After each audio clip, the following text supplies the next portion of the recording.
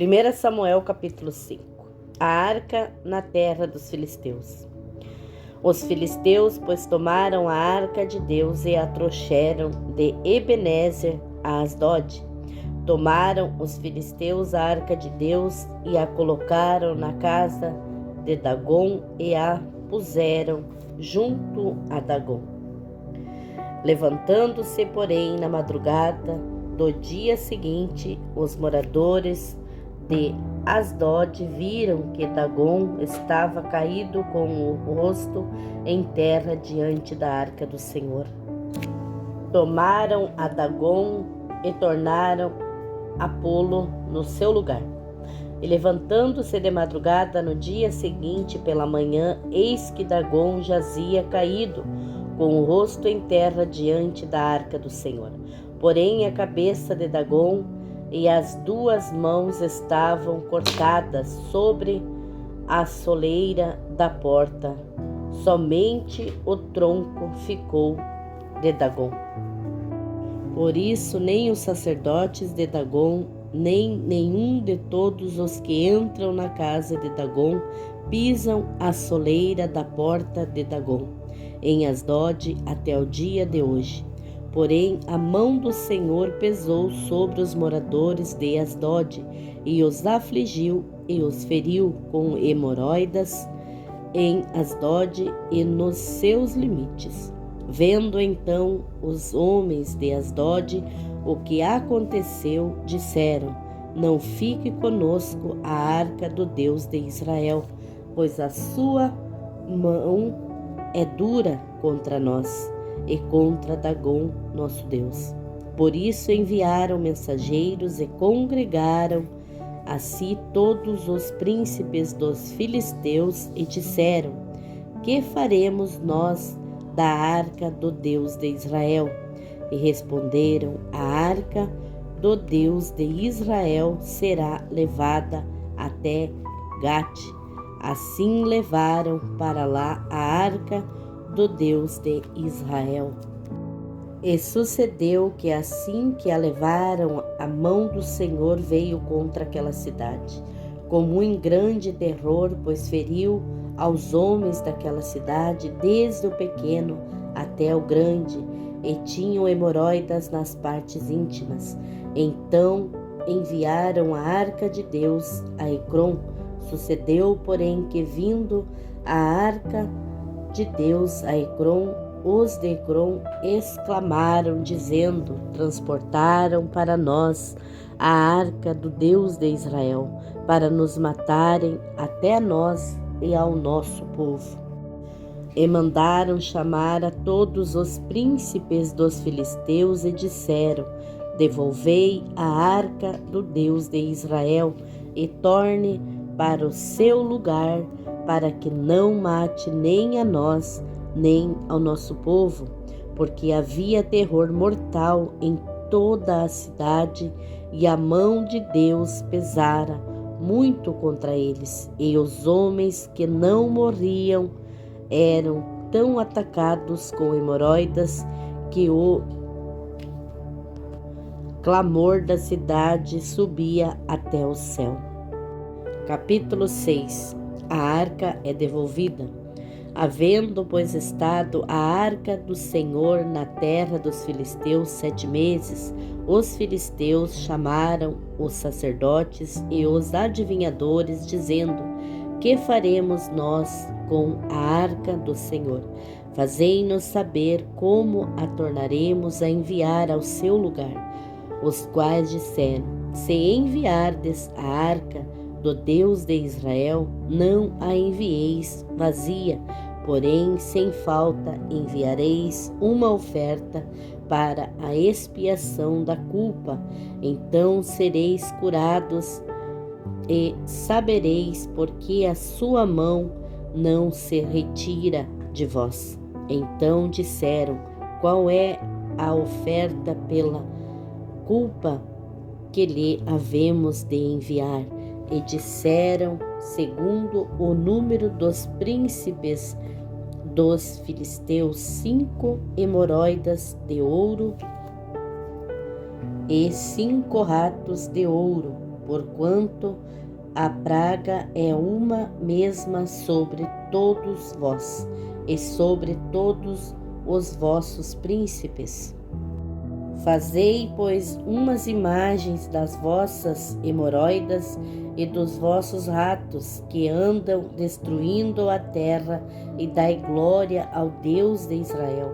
Quem sabe aliviará a sua mão de cima de vós e de cima do vosso Deus e da vossa terra, porque, pois, endurecereis o vosso coração, como os egípcios e Faraó endureceram os seus corações, porventura, depois de os haver tratado tão mal, não os deixaram ir e não se foram. Agora, pois, fazei um carro novo, tomai 2 vacas com crias sobre as quais não tenha sido posto jugo, e atai as vacas ao carro, tirai delas os seus bezerros e levai-os para casa. Então tomai a arca do Senhor e pondera-a sobre o carro, e guardai num cofre ao seu lado as figuras de ouro que lhe haveis de oferecer em expiação da culpa, e assim a enviareis para que se vá. Observai então, se ela subir pelo caminho na direção de Bet-Semes, foi ele quem nos fez esse grande mal, e senão saberemos que não nos tocou a sua mão, e que isto nos sucedeu por acaso. E assim fizeram aqueles homens, tomaram 2 vacas com crias e as ataram ao carro, e os seus bezerros trancaram em casa, e puseram a arca do Senhor sobre o carro, como também o cofre, com os ratos de ouro e com as imagens de suas hemorroidas. Então as vacas se encaminharam diretamente pelo caminho de Bet-Semes e seguiam sempre o mesmo caminho, andando e berrando, sem se desviarem nem para a direita nem para a esquerda. E os príncipes dos filisteus foram atrás delas até ao limite de Bet-Semes. A arca chega a Bet-Semes, e andavam os de Bet-Semes fazendo a cega do trigo no vale, e levantando seus olhos viram a arca e se alegraram.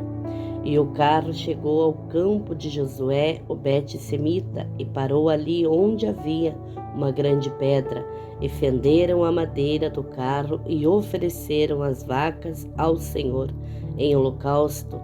E os levitas desceram a arca do Senhor, como também o cofre que estava junto a ela, em que estavam os objetos de ouro, e puseram-nos sobre aquela grande pedra. Então os homens de Bet-Semes ofereceram holocaustos e sacrifícios ao Senhor no mesmo dia. E vendo aquilo, os 5 príncipes dos filisteus voltaram para Ecrom no mesmo dia. Estas, pois, são as hemorroidas de ouro que enviaram os filisteus ao Senhor em expiação da culpa, por Asdod, uma por Gaza, outra por Asquelon, outra por Gate e outra por Ecrom, outra, como também os ratos de ouro, segundo o número de todas as cidades dos filisteus, pertencentes aos 5 príncipes, desde as cidades fortificadas até as aldeias e até Abel, a grande pedra sobre a qual puseram a arca do Senhor ainda está até o dia de hoje, no campo de Josué, o Bet-Semita. E o Senhor feriu os homens de Bet-Semes, porquanto olharam para dentro da arca do Senhor. Feriu do povo 50.070 homens. Então o povo se entristeceu, porquanto o Senhor fizera tão grande estrago entre o povo. Então disseram os homens de Bet-Semes: quem poderia subsistir perante este santo Senhor Deus? E a quem subirá de nós? Enviaram, pois, mensageiros aos habitantes de Quiriate-Jearim, dizendo: os filisteus remeteram a arca do Senhor. Descei, pois, e fazei-a subir para vós. Capítulo 7. Então vieram os homens de Quiriate-Jearim e levaram a arca do Senhor e a trouxeram à casa de Abinadab, no outeiro, e consagraram a Eleazar, seu filho, para que guardasse a arca do Senhor. E sucedeu que, desde aquele dia, a arca ficou em Quiriate-Jearim, e todos dias se passaram que até chegaram 20 anos, e lamentava toda a casa de Israel pelo Senhor. Reavivamento em Israel. Então falou Samuel a toda a casa de Israel, dizendo: se com todo o vosso coração vós converterdes ao Senhor, tirai dentre vós os deuses estranhos e os astarotes, e preparai o vosso coração ao Senhor, servi a ele só, e vos livrará da mão dos filisteus.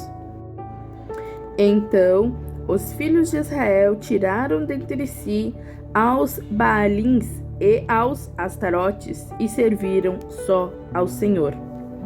Disse mais Samuel: congregai a todo o Israel em Mispa, e orarei por vós ao Senhor. E congregaram-se em Mispa, tiraram a água e a derramaram perante o Senhor. Jejuaram aquele dia e disseram ali: pecamos contra o Senhor. E julgava Samuel os filhos de Israel em Mispa. Vitória sobre os filisteus. Ouvindo, pois, os filisteus que os filhos de Israel estavam congregados em Mispa, subiram os maiorais dos filisteus contra Israel. O que, ouvindo os filhos de Israel, temeram por causa dos filisteus. Por isso disseram os filhos de Israel a Samuel: não cesse de clamar ao Senhor nosso Deus por nós, para que nos livre da mão dos filisteus. Então tomou Samuel um cordeiro que ainda mamava e sacrificou-o inteiro em holocausto ao Senhor. E clamou Samuel ao Senhor por Israel, e o Senhor lhe deu ouvidos. E sucedeu que, estando Samuel sacrificando o holocausto, os filisteus chegaram à peleja contra Israel. E trovejou o Senhor aquele dia com grande estrondo sobre os filisteus, e os confundiu, de tal modo que foram derrotados diante dos filhos de Israel. E os homens de Israel saíram de Mispa, perseguiram os filisteus e os feriram até abaixo de Bet-car. Então tomou Samuel uma pedra e a pôs entre Mispa e Sem, e chamou-lhe Ebenezer, e disse: até aqui nos ajudou o Senhor. Assim os filisteus foram abatidos e nunca mais invadiram os limites de Israel, porquanto foi a mão do Senhor contra os filisteus todos os dias de Samuel. E as cidades que os filisteus tinham tomado de Israel foram-lhe restituídas, desde Ecrom até Gate, e até os seus territórios Israel arrebatou da mão dos filisteus. E houve paz entre Israel e entre os amorreus. E Samuel julgou a Israel todos os dias da sua vida, e ia de ano em ano e rodeava a Betel, Gilgal e a Mispa, e julgava a Israel em todos aqueles lugares. Porém, voltava a Ramá, porque estava ali a sua casa, e ali julgava a Israel, e edificou ali um altar ao Senhor. Israel pede um rei. Capítulo 8. E sucedeu que, tendo Samuel envelhecido, constituiu a seus filhos por juízes sobre Israel. O nome do seu filho primogênito era Joel, e o nome do seu segundo, Abias. Estes foram juízes em Bérseba.